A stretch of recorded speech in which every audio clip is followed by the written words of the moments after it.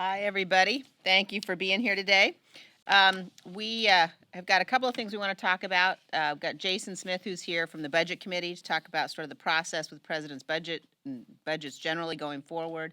Also, as we end this week, and then we'll be going to sort of work period next week, we're really going to be focused on sort of our overall message, which is looking at what the Democrats have done in the 2.5 months that they've been in power here. They become the party of anti-Semitism. They become the party of infanticide. They become the party of socialism.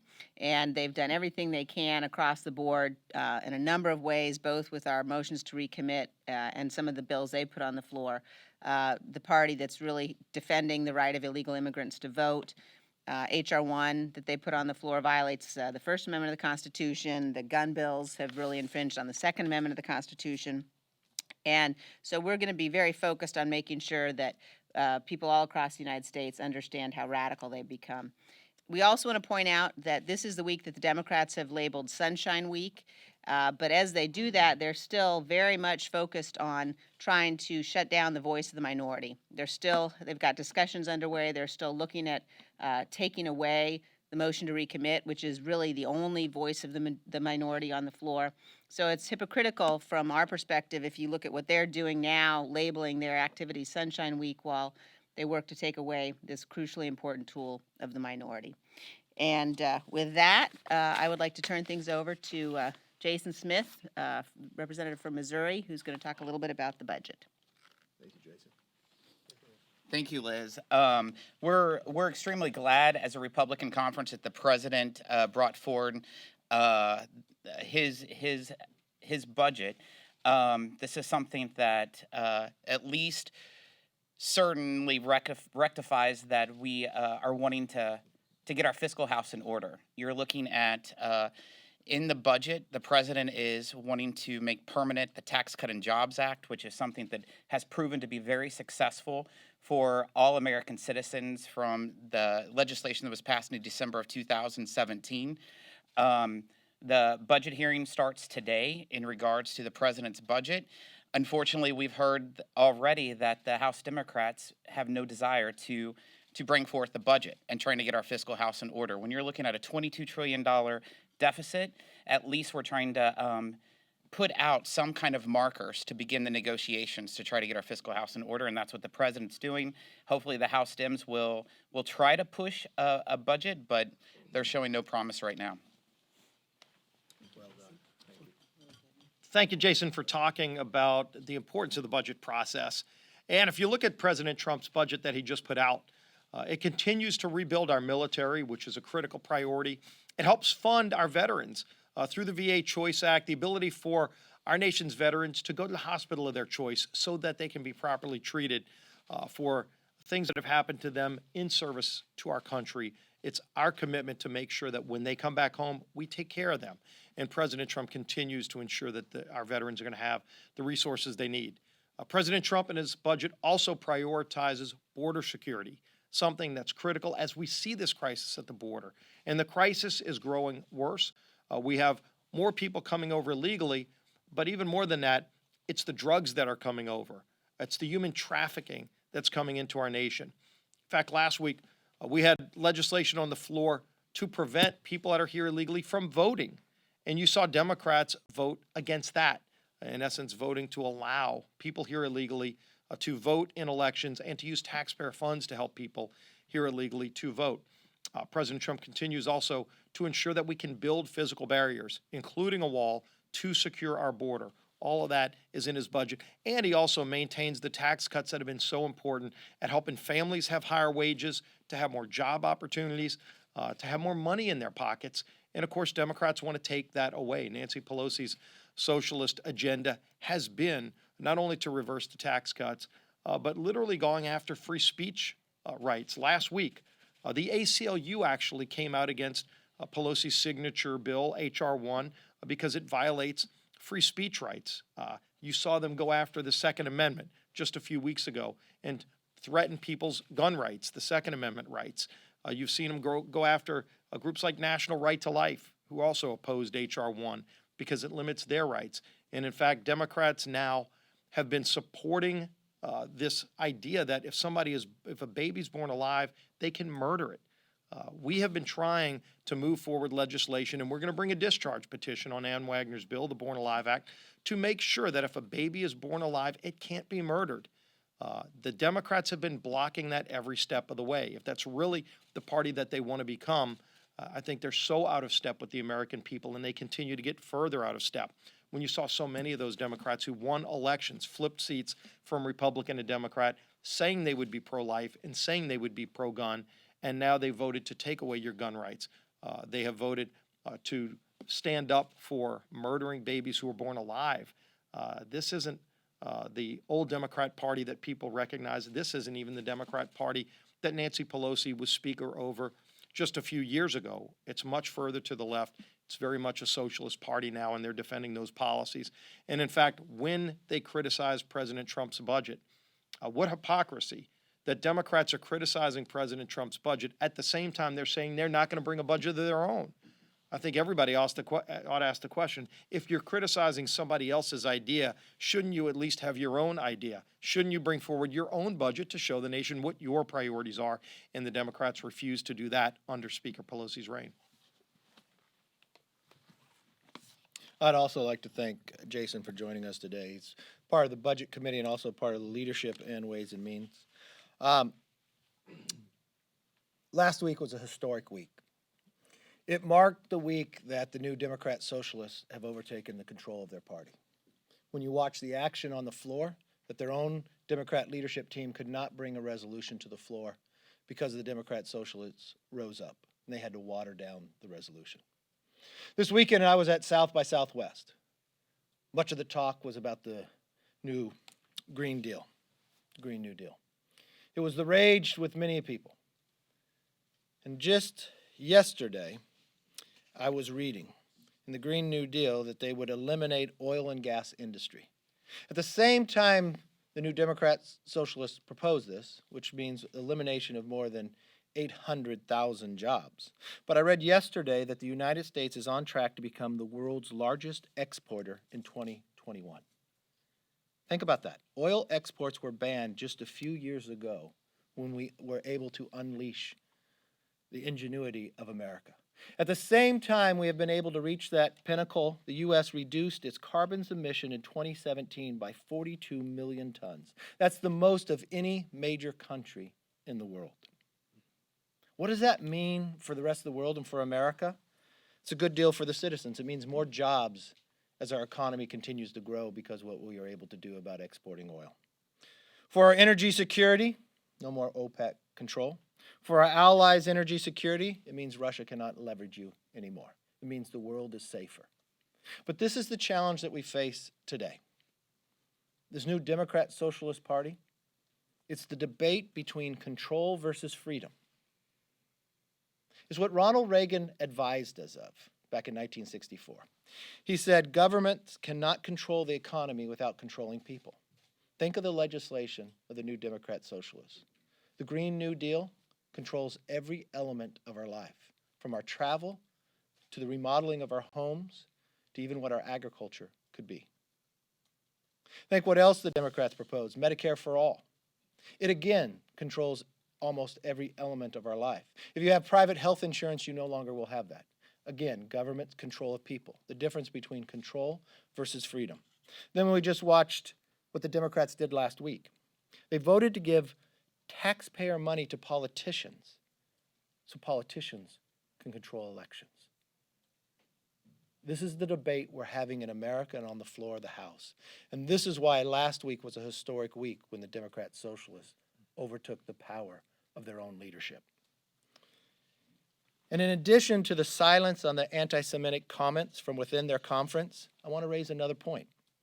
The Democrats are refusing to bring up a bipartisan anti-BDS bill that has passed the Senate 77-23. Again, 77-23. The BDS movement seeks to punish American businesses from investing in the free and democratic society of our closest ally in the Middle East. If this new Democrat Socialists truly believed in what watered-down resolution they put on the floor, they would bring up this bipartisan bill that has passed the Senate onto the floor. Again, the Democrats, which we've asked every single day, reject the call to protect human life. A child who survives an abortion, the ability of a newborn to live, and the Democrats continue to remain silent. We will continue to bring it up each and every day, and as the whip said, we'll have a discharge petition that will come forward and have, in April, have the ability and the timing now to start putting your name down, and we'll see where the Democrats stand in this as well.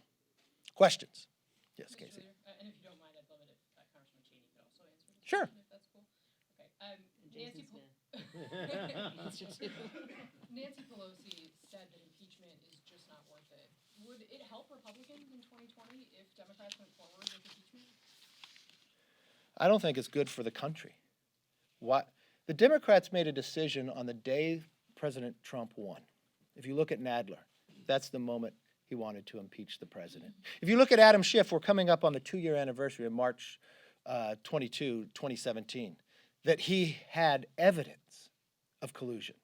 The modern day Joe McCarthy, who has never brought anything else forward. This is a political ploy that they continue to move. Tom Steyer, part of the Democratic Party, who brags that he has spent so much money that he has a list bigger than the NRA. Tom Steyer, who continues to do town hall meetings in Congressman Cummings' district, Congressman Nadler, threatening that he would primary people if they would not move to impeach the president. But on what grounds?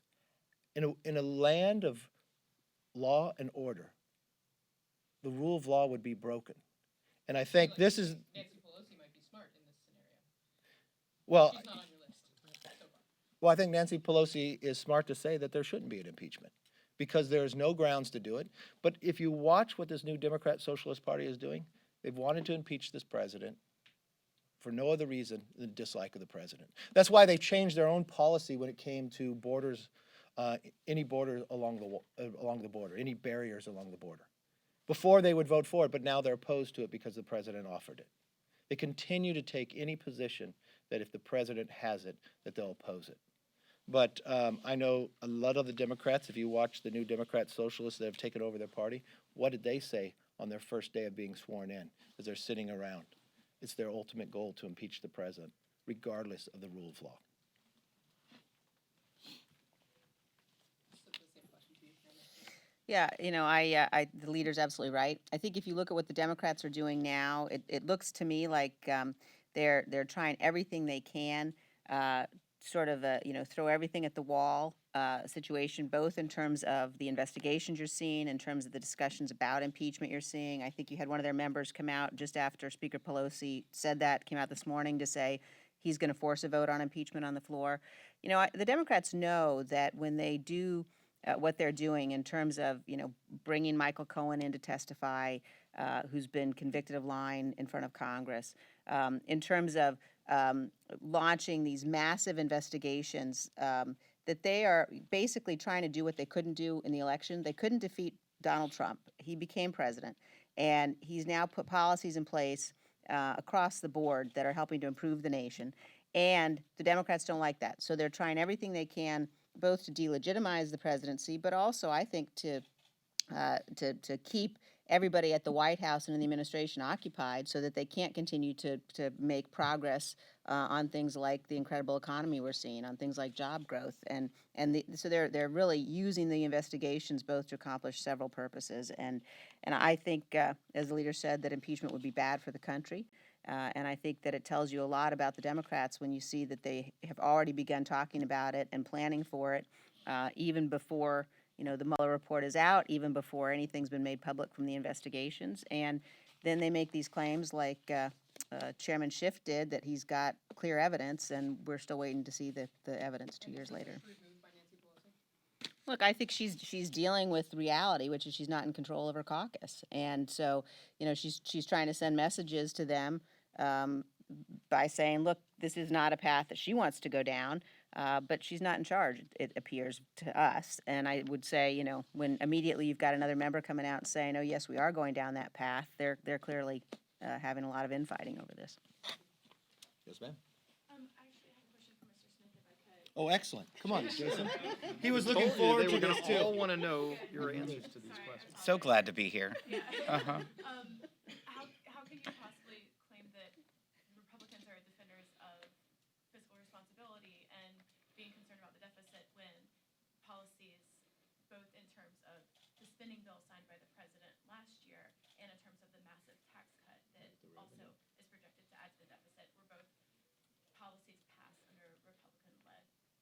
Let's talk about the Tax Cut and Jobs Act.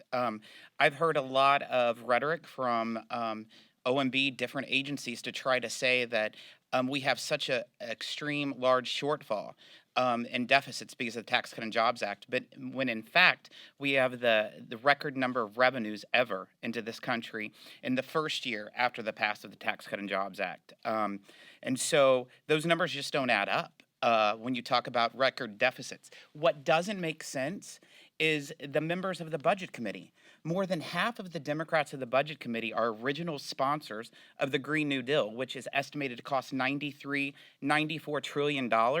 But those same 12 members are the first one to speak out against the Tax Cut and Jobs Act, which is projected to cost $1.5 trillion. Let's break it up over 10 years. $1.5 trillion is $150 billion a year. Break up the Green New Deal at $94 trillion.